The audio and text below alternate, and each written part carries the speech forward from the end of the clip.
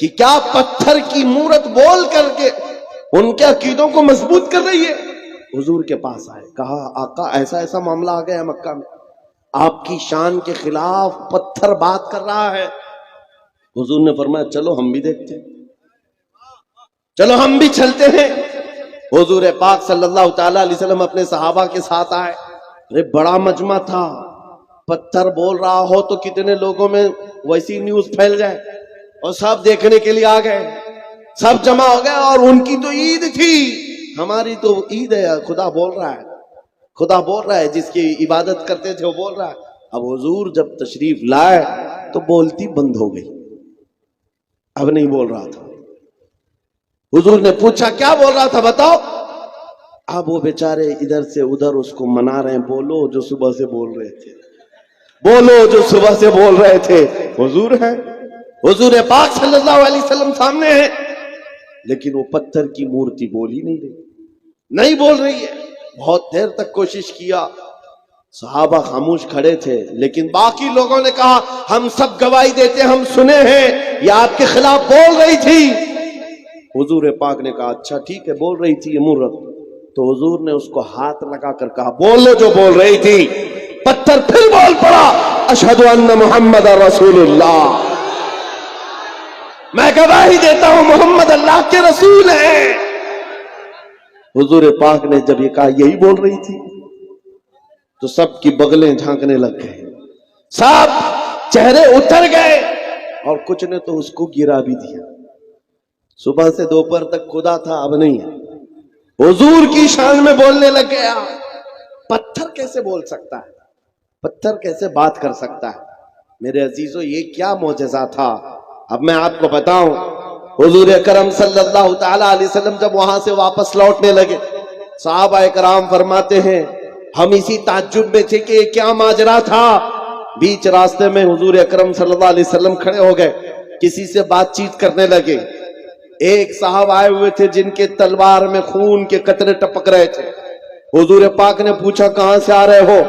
سنو, وہ کوئی انسان نہیں, وہ جنات صحابی رسول تھے, حضور کے عاشق تھے. کہا یا رسول اللہ یہ پتھر کچھ نہیں بول رہا تھا, اس کے اندر گھس کر کے ایک کافر مشرک جن بول رہا تھا. جنات میں سے ایک گستاخ تھا آپ کا, وہ داخل ہو کر بات کر رہا تھا اور ان کو پاگل بنا رہا تھا. اور اس کا چرچا جب ہم میں مشہور ہوا, لوگوں نے, ہمارے جنات نے یہ بتایا حضور کی شان میں ایک کتا جا کر جنات میں سے بھونک رہا ہے. آقا مجھ سے رہا نہ گیا, میں اٹھا اور تلوار لے کر آیا, اور جس وقت میں پہنچا تو دیکھا آپ بھی مجمع میں آئے ہوئے تھے. آپ کے آنے سے پہلے میں نے اس کی گردن مار دی, اور جب آپ نے کہا بتا کون ہے, اس وقت میں بولا تھا اشہد ان محمد رسول اللہ.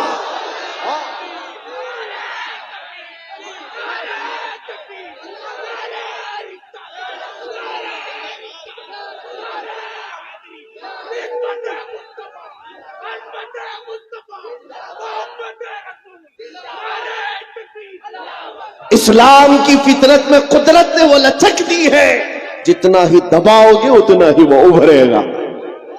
کوشش جہاں جہاں کر کے دیکھا ہے انہوں نے, ہر جگہ پر اللہ کریم مینار نور کو اور بلند فرماتا ہے. بغداد میں بھی ایسی ہوا تھا, تتاریوں نے حملہ کیا تھا. تتاری ایک جماعت ہے, پورے مسلمانوں کو کاٹ کر رکھ دیا تھا اور کھوپڑیوں سے مینار بنایا تھا. دریائے دجلہ کے پانی کو مسلمانوں کے خون سے لال کر دیا تھا.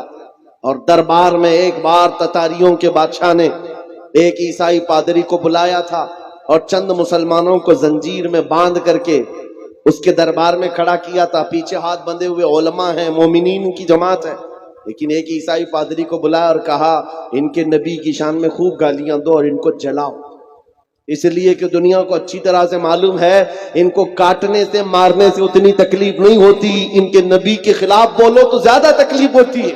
آج بھی وہی حال ہے, آج بھی یہی حال ہے. یہ دنیا جانتی ہے ہم اپنے اوپر آئے ہوئے ظلم کو سہ لیتے ہیں, لیکن حضور کے نام پر ایک جملہ بھی سہنے کی طاقت نہیں رکھتے.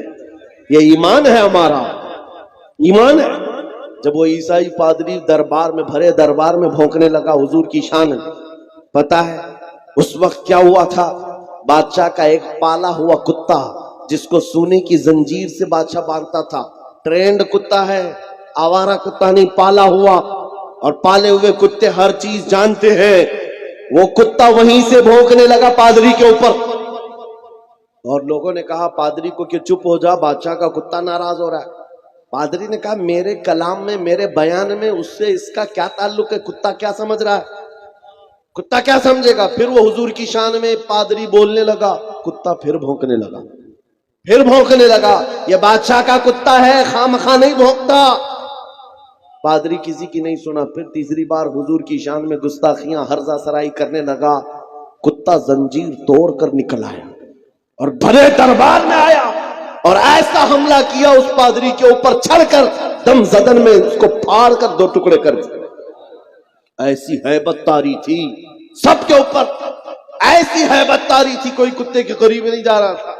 بادشاہ کرسی سے کھڑا ہے، درباری سب کھڑے ہیں، اور اس وقت جو مومنین ہیں، علماء کی جماعت، زنجیروں میں ان کے ہاتھ بندھے ہوئے تھے، وہ کہنے لگے مولا تیرا کیسا کرم ہے، ہاتھ بندھے ہوئے ہوں مومنین کے۔ اس وقت یہ خیال آتا ہے اب نبی کی عزت کو کون بچائے گا؟ جب رب چاہتا ہے کتوں سے بھی اپنے نبی کی عزت کی حفاظت کرتا ہے۔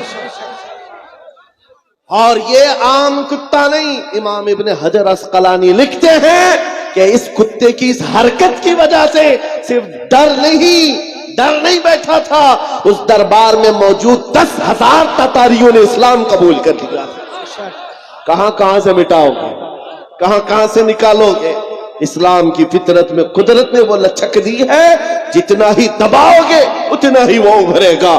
آج کے دور کے کتوں سے بھی میں کہتا ہوں، آج بہت سارے لوگوں کو کھجلی ہوئی ہے، جگہ جگہ بیٹھ کر چھوٹی ویڈیو بنائیں گے، وائرل کریں گے، اسلام کا وناش کر دیں گے، 20 لاکھ لوگوں کو قتل کر دیں گے۔ یہ باتیں آتی رہتی ہیں، اے میرے عزیزوں زیادہ دھیان دینے کی ضرورت نہیں، میں ان کو صرف اتنا ہی کہتا ہوں وہ پہلے اپنی کھجلی مٹا کر کے دکھائیں۔ اسلام مٹانا بہت دور کی بات ہے، اسلام کسی چھوٹے پودے کا نام نہیں ہے، اس عظیم درخت کا نام ہے جس کی جڑیں تحت الثری میں ہے، اس کی شاخیں اوج ثریا پر ہیں۔ تم سے بڑے بڑے بھی آئے اور سڑے سڑے بھی آئے، چنگیز بھی آیا، ہلاکو بھی آیا، پتہ نہ جانے کتنے آئے، جن کے ڈکٹیٹرشپ کا حال یہ تھا 50 لاکھ لوگوں کے قاتل بھی ہمارے اوپر حکومت کر کے چلے گئے، اسلام کا بال باقا بھی نہیں کر سکے۔ آج بھی اسلام پھل رہا ہے، پھول رہا ہے، اور 5 سال کی نشیڑی حکومتیں اگر یہ سوچ لے کہ ہم اسلام کا خاتمہ کر دیں گے، وناش کر دیں گے، ایسا کبھی نہیں ہوگا۔ میرا رب فرماتا ہے یریدون لیطفئوا نور اللہ بافواہہم ویأبی اللہ الا ان یتم نورہ۔ لوگ یہ چاہتے ہیں اپنے منہ کے پھونکوں سے اسلام کا چراغ بجھا دے، اللہ اپنے چراغ کو مکمل کر کے رہے گا۔ میں یہ کہتا ہوں زمین اوپر جا سکتی ہے، آسمان نیچے آ سکتا ہے، مگر میرے رب کا فرمان جھوٹا نہیں ہو سکتا۔ عقیدہ ہے کہ نہیں تمہارا؟ حضور پاک صلی اللہ تعالی علیہ وسلم کے نام پاک کو اللہ تعالی سلامت رکھے گا۔ یہ آج ہمارا امتحان ہے، ہمیں دیکھا جائے گا ہم کتنے حوصلے والے، ہم کتنے جذبے والے اپنے نبی پاک کے لیے۔ میرے عزیزو آج تو لوگوں کو بات کرنے میں بھی دقت ہونے لگ گئی، سوچنے لگ گئے اگر حضور پاک کی عظمت اور ان کے ناموس پر بات کروں کل کو کیس نہ ہو جائے، مقدمے ہو جائیں، اور پھر مجھے پتہ نہیں کیا کیا سزائیں ہوں گی۔ اے نوجوانوں، ان سب مسائل کو کیوں سوچتے ہو؟ کیا تم نے بلال حبشی کی تاریخ نہیں پڑھی ہے؟ ان کفار نے کیا نہیں کیا تھا؟ ایک ڈرم میں، جو لوہے کا ڈرم ہوتا تھا، بلال حبشی کو دن بھر اس میں ڈال کے رکھتے تھے گرمیوں میں، اور اوپر سے ڈھکن بند کر کے، ایسے کہ کوئی سخت سے سخت آدمی بھی گل جائے گرمی سے۔ پھر شام کو نکالتے، پوچھتے بتا بلال تیرا خدا کون ہے؟ بلال حبشی کہتے میرا خدا اللہ ہے، میرا رسول محمد ہے صلی اللہ علیہ وسلم۔ ان کا عزم، ان کا استقلال، ان کی جمی ہوئی یہ طاقت چند سالوں کی بات تھی۔ کفار مکہ کا ظلم تو سہ لیا، لیکن میرے عزیزو یہ موب لنچنگ ہمیشہ نہیں چلتی، چند دنوں تک ظلم عام ہو سکتا ہے لیکن کنٹینیو نہیں۔ اور بلال حبشی رضی اللہ تعالیٰ عنہ نے استقامت کا وہ مظہر پیش کیا تھا۔ پھر آپ کو پتا ہے 6 ہجری میں جب مکہ فتح ہوا حضور پاک صلی اللہ علیہ وسلم 10,000 صحابہ کے ساتھ مکہ میں آئے تھے اور پہلی نماز حرم پاک میں پڑھی جا رہی تھی اعلان کے ساتھ، تو اس وقت اللہ کے نبی نے اذان دینے کے لیے کعبے کی چھت پر بلال حبشی کو چڑھایا تاکہ دنیا یہ دیکھے جس کو تم گلیوں میں رسی ڈال کر کھینچتے تھے، حضور کے نام پر جس کو تم کوڑے مارتے تھے، حضور کے نام پر جس کو تم سل پر سلاتے تھے، گرم ریت پر سلاتے تھے، آنگاروں میں دہکاتے تھے، آج اس بلال کو رب تعالیٰ نے کعبے کی چھت پر پہنچایا ہے۔ نام مصطفیٰ پر جو زخم کھاتا ہے مولا اس کو بلندیوں پر لے جاتا ہے۔ میرے عزیز